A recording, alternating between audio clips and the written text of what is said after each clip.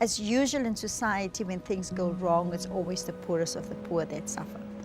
So climate change is a reality that whatever you do, how you design, what projects you want to do, you have to include climate change as a factor. Have seen the projections, we understand what it means for a city like this. We have to keep building our plan farther out and farther out and farther out, because we literally have to protect our people. We have to protect our way of life. It's really essential stuff. We don't have to choose between social goals or quality of life goals or environment goals. They are the same.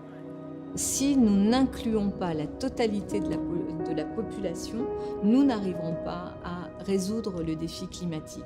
Part of the urgency of this issue is that cities are leading. Cities are leading on climate, but they're also leading on these issues of income inequality. If there is a way to combine social equity with environmental responsibility, that is powerful. This year is on track to be the warmest yet on record. Some new figures on global wealth and income disparity, and they are so shocking it takes a while for them to sink in. At least 40 people are dead after a massive landslide in Colombia. Hurricane Sandy crashing on shore. More than 9 out of 10 people worldwide live in areas with excessive air pollution. 15,000 deaths because they were living in homes they couldn't afford to heat. If the warming continues, an additional 100 million people will be plunged into poverty.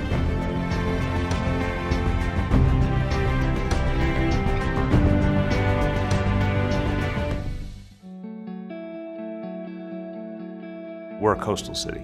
We're talking about huge amounts of public housing. Some of the poorest people in this city live in Manhattan below 14th Street. All of that is immediately threatened by climate change. This area is profoundly vulnerable. So we're setting up a comprehensive set of resiliency measures, literally a loop around lower Manhattan to protect it for decades to come, to recognize the progression of the threat and actually set up the physical kind of barriers we need.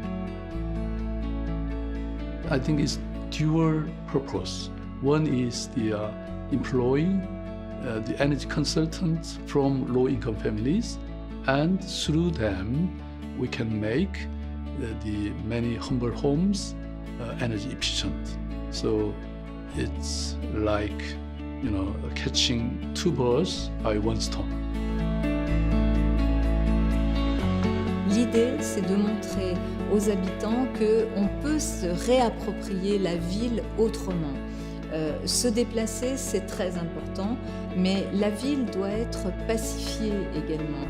Et le fait d'avoir des moments ou des espaces géographiques importants sans voiture ou avec moins de voitures participe aussi d'une ville plus apaisée. We had a situation where we had to look at houses that were built 10, 15 years ago, no ceilings, no waterproofing. The impact socially on the people living inside there. They have got chest problems, it's cold in winter, it's damp in winter.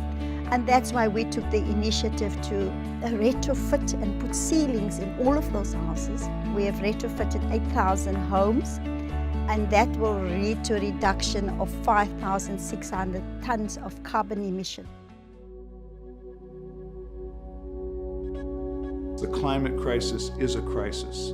It is the most significant fundamental crisis that we will face as people. But there are real opportunities in climate responsibility. We have to accept the past and we have to honor the past. But I'm a strong believer that you can design your own future. Il faut considérer que les êtres humains font partie de cette planète et que la pauvreté est un frein justement à la résolution. The job of a mayor is not guaranteeing the prosperity of current generation, but the next generation. The fight against climate change has the possibility of unifying us, has the possibility of concentrating our energies and allowing us to think about rebuilding our society, reshaping our society, and just in time for us to address an inequality crisis which is reaching very dangerous proportions. A city is only a means to a way of life. A great city can help people not feel inferior or excluded. We are creating a way of life. Cities are the drivers of change around the world. And if you want to counter or deal with the effects of climate change, it needs to be in cities.